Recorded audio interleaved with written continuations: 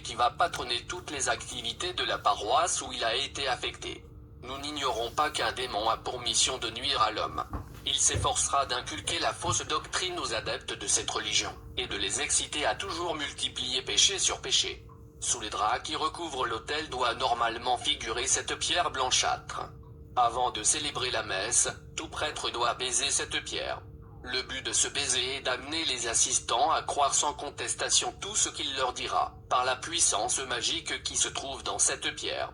Cette même pierre sert à transmettre les vœux du prêtre au patron de cette paroisse, c'est-à-dire au défunt dont une partie du corps est enfermée dans la pierre. C'est cet esprit qui amène les esprits des paroissiens à se soumettre à la volonté du monde invisible. Dieu ne nous autorise pas à communiquer avec les morts, ni à leur rendre un culte.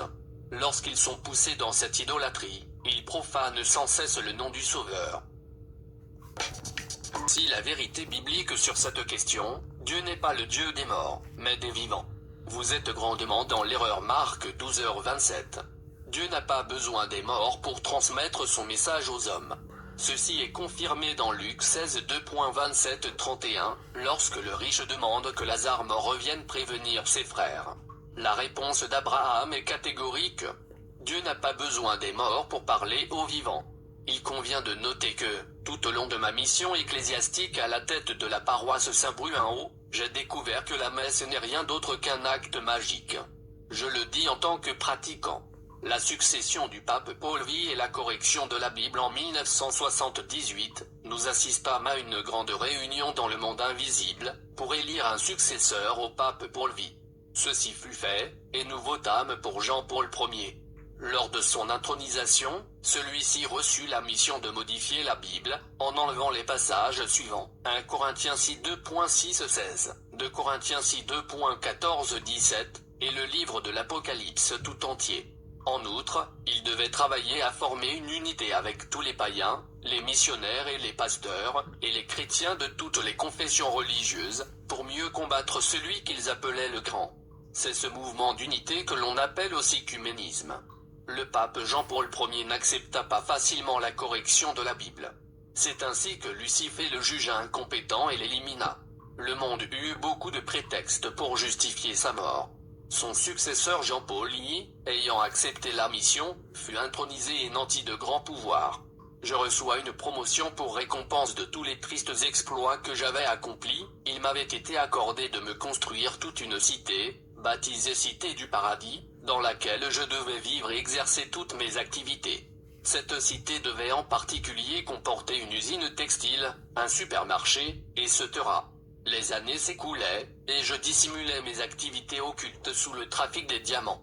Ensuite, le monde invisible me communiqua la date choisie pour ma mort physique, qui devait survenir en 2043, au mois de novembre, le jour et l'heure restant encore à fixer. Je déménage à la capitale en 1983, je décidai, avec la permission de Bombard, de quitter la ville de Kananga pour m'installer définitivement à la capitale, Kinshasa. Cela me fut accordé le 6 novembre 1983, et je pris congé de mes parents et de mes frères. La même nuit, je pris mon tapis magique et mes bagages et, par le cimetière, je me rendis à Kinshasa. J'y arrivai par le vieux cimetière de Banza Delvaux. Après un séjour à l'hôtel Okapi, je demeurai à Delvaux pendant 16 mois, avant de prendre contact avec des frères et des connaissances. Dans l'accomplissement de ma double mission ecclésiastique et magique, je participais au jubilé de l'archevêque de Kinshasa, le 22 septembre 1984. Je fus filmé à ses côtés lors de l'inauguration de l'hôpital Saint-Joseph à Limete, portant des lunettes blanches à monture noire, ainsi qu'un pantalon noir et une veste de couleur beige. Mes activités occultes s'intensifièrent, mais je n'avais ni le repos ni la paix du cœur. Comme tous les autres, je craignais de recevoir une mission impossible, dont l'échec était toujours sanctionné par la peine de mort. Ma visite sous la terre, tous ceux qui étaient condamnés à mort étaient emmenés sous la terre pour y être exterminés. C'est alors que j'eus le désir d'aller y faire un tour, avec la permission des autorités suprêmes. Pour cela, je devais rencontrer la reine de la côte, qui devait me donner l'accès à ce monde souterrain. Je me rendis donc à Pointe-Noire, en République populaire du Congo, pour rencontrer la reine de la côte, au bord de l'océan Atlantique. C'est par là que nous pénétrâmes dans l'océan, visitant ses bureaux et ses serviteurs. Il faut dire que la reine de la côte vient sous une forme physique dans nos villes pour séduire les coureurs de jupons et les enlever. Ceux qui auront des relations sexuelles avec elles se verront possédés, et seront maudits toute leur vie durant. La mode séduisante portée aujourd'hui par les jeunes filles vient toujours de la reine de la côte. Sous la terre, je découvris encore beaucoup de choses.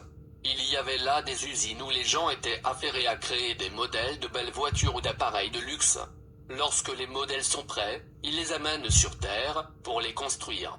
Il y avait aussi un parc électronique où se fabriquaient des télévisions, des radios et beaucoup d'autres appareils électroménagers. Je vis de grandes salles d'études et de recherche où de grands savants, comme Einstein, Archimède, et d'autres encore, mettaient au point leurs inventions et leurs formules.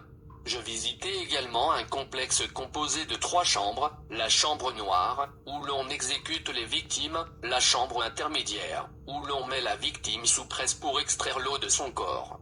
L'eau ainsi recueillie transite par Lucifer et est acheminée jusqu'au pape. Ce dernier la fait mettre en flacon. C'est ce que l'on appelle l'eau bénite par le pape. Le corps de la victime est ensuite transféré dans la chambre de séchage, où elle est brûlée. Les cendres seront additionnées à celles des rameaux, et seront utilisées pour enduire le front des fidèles le jour du mercredi des cendres.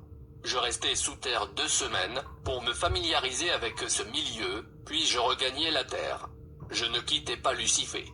Nous sortions ensemble, à bord de grosses Mercedes, qui n'étaient pas des voitures normales. Nous allions fréquenter tous les grands milieux de Kinshasa, tels que Kimpuanza, Vis-à-Vis, l'hôtel Intercontinental, et Cetera. Là, nous séduisions des femmes, qui devaient mourir quelques mois après. Je me souviens, parmi tant d'autres, d'une certaine Bassozilla, qui alla mourir à Kikwit quelques mois plus tard. À l'entrée des bars, Lucifer place des déesses nues pour envoûter ceux qui y viennent boire. L'unification des églises et du pouvoir politique mondial. Le 25 mai 1985, le pape Jean-Paul y lança une invitation à tous les grands de ce monde, y compris à ceux qui se disent évangéliques mais qui œuvrent pour leurs propres intérêts. Le lieu choisi pour la rencontre était Nairobi, au Kenya. 800 000 personnes se réunirent à l'occasion de la visite du pape. Les travaux devaient porter sur l'unification des églises et l'unification politique du monde sous l'autorité du pape. Au cours d'une réunion, tenue sous la présidence personnelle du pape, le 1er juin 1985, on décida de supprimer de la Bible les portions de l'écriture mentionnées plus haut. Peu après, on décida même d'imprimer une nouvelle Bible qui ne devait pas comporter ces portions, et qui s'appellerait Jérusalem. Le pape, aidé par les puissances de ce monde, affermira son trône pour se faire adorer comme Dieu, et le faux prophète de la fausse paix fera tout pour convaincre le monde entier de se ranger derrière le pape. 1 Thessaloniciens 5:2.3. Ce faux prophète n'est personne d'autre que l'auteur de la perestroïka, M. Mikhaïl Gorbatchev, auquel fut attribué le prix Nobel de la paix en octobre 1990. Le pape est en train de persuader tous les chefs d'État du monde entier d'adopter une ligne de conduite conforme à ses projets. C'est grâce à ces richesses que le Vatican réussira à imposer sa volonté à tous les pauvres et à tous les pays dont l'économie est en difficulté. L'application de la marque de la bête se fera de 2 manières. La première marque sera spirituelle, par la corruption totale de la morale et l'abandon du chemin de la vérité. Ceci correspond à 18 qualificatifs, que l'on peut regrouper en 3 séries de 6, formant le chiffre 666, et qui sont énumérés dans 2 Timothée 3:2.24, car les hommes seront égoïstes, amis de l'argent, fanfarons, hautains, blasphémateurs, rebelles à leurs parents. 6. Ingrats, irréligieux, insensibles, déloyaux, calomniateurs, intempérants. 6. Cruels, ennemis des gens de bien, traîtres, emportés, enflés d'orgueil, aimant le plaisir plus que Dieu. 6. L'autre marque sera physique, soit par un sceau, soit par une marque portée sur soi, sur le front ou sur la main, et qui permettra d'identifier ceux qui appartiendront à la bête. Si un enfant de Dieu se retrouve dans l'un des qualificatifs mentionnés ci-dessus, il doit se repentir et prier de tout son cœur que Dieu le délivre, car cette marque spirituelle appellera la marque physique, à laquelle on ne saurait alors échapper, puisque l'on possède déjà la marque spirituelle. Les pauvres en esprit sont les seuls détenteurs du Saint-Esprit, sans rien d'autre en plus. Matthieu 5:2.3. Mi-conversion, mes activités diminuent vers la fin de 1984, je constatais que lorsque je demandais une certaine somme d'argent, le monde invisible ne m'envoyait plus que le 10e de ma requête. Cette situation me bouleversa, car je ne comprenais pas la cause. Je décidai donc de rentrer à Kananga, pour vérifier sur place ce qu'il en était. Mais, je n'en eus pas l'occasion. Tout d'abord, le tapis sur lequel je voyageais me fut enlevé, et je n'avais à ma disposition que peu d'argent. Puis l'appareil téléphonique disparut, et je n'avais plus, pour moyen de communication, que les prières et ma chaînette.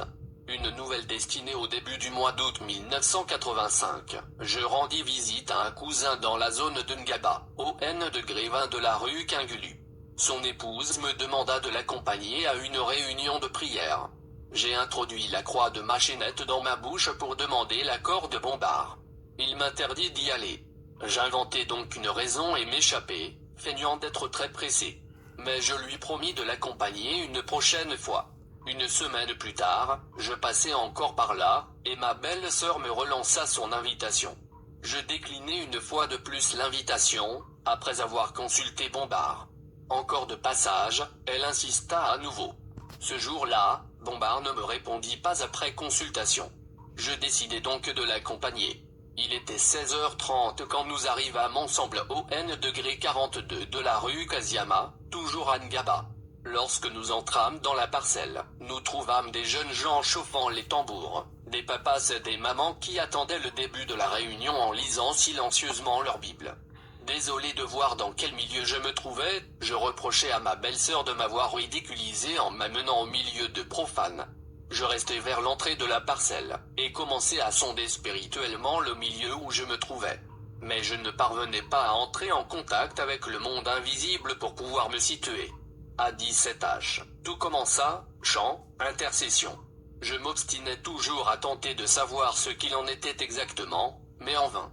Pendant qu'ils intercédaient, j'étendis ma main astrale, la main de mon corps spirituel, pour bloquer leurs prières. Je sentis alors un feu puissant qui me brûlait. Toutes mes tentatives échouèrent. Les intercessions terminées, un frère se mit à prophétiser, et j'étais directement visé. Voici ce que disait cette prophétie: notre frère qui est vers la porte est beaucoup aimé du Seigneur. Il veut le mettre à son service, mais il lui demande une chose, qu'il se convertisse et abandonne toutes ses pratiques magiques. Il perdra tous les biens qu'il a acquis dans la magie, mais le Seigneur marchera avec lui. Il me dit que je portais une mallette trouée, ce qui expliquait que j'allais perdre tout ce que j'avais acquis par la magie. Quelle ne fut pas ma surprise quand j'entendis ce garçon détailler toute ma vie, alors que mes propres frères et sœurs ici à Kinshasa ne savaient pas qui j'étais en réalité. J'étais bien convaincu de la réalité de cette prophétie, mais, en moi-même, je doutais de son orthodoxie. Je m'énervais contre ce frère, et j'attendais la nuit pour venir le cribler. Après la réunion, un serviteur de Dieu vint m'exhorter, mais, à l'aide de mes moyens occultes, je sus qu'il n'était pas droit devant Dieu. Je fis donc une prière pour le distraire, et il ne me dit plus rien de spécial. C'est pourquoi les serviteurs de Dieu doivent être saints et préparés chaque jour. À partir de ce jour, tous mes habits disparurent, car ils provenaient tous du monde invisible. Il en fut de même pour toutes mes soutanes. Les 3 malles d'argent dans lesquelles je me servais disparurent également. Tour à tour, mes voitures tombaient en panne. Dans quel souci je fus empêtré. Désormais, je n'eus plus aucun contact avec le monde invisible, malgré le fait qu'il me restait toujours la chaînette magique, la poudre magique et le carnet de prière. Jésus m'appelle à lui un jour, à 16h. J'étais seul, employé à tracer l'organigramme de l'entreprise que je voulais monter avec l'aide du monde invisible, ne sachant pas que les choses avaient pris une autre tournure. J'entendis une voix qui m'appelait, mais je ne parvins pas à la localiser. Je crus que c'était un rêve ou un malentendu, et je continuai mon travail. Un peu plus tard, vers 2h du matin, j'entendis une voix qui m'appelait. Je sursautai, croyant que c'était Bombard, et je me rendis dans les toilettes pour parler avec lui, mais il n'y avait personne. Cela se produisit 2 fois de suite, et je décidai de ne plus répondre à son appel. Cette même voix se fit entendre 30 minutes plus tard. Je l'écoutai attentivement. Ce n'était pas la voix de Bombard. La voix était mélodieuse et pleine de compassion. Elle me demandait d'abandonner ce qui me restait. Je lui demandai qui il était, et il me répondit, « Je suis ton Seigneur Jésus-Christ. C'est moi Jésus qui t'appelle. » C'était pour moi quelque chose d'insensé.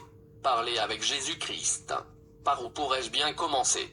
Mais c'était une réalité indéniable. C'était une réalité encore plus profonde que celle du monde occulte que je connaissais.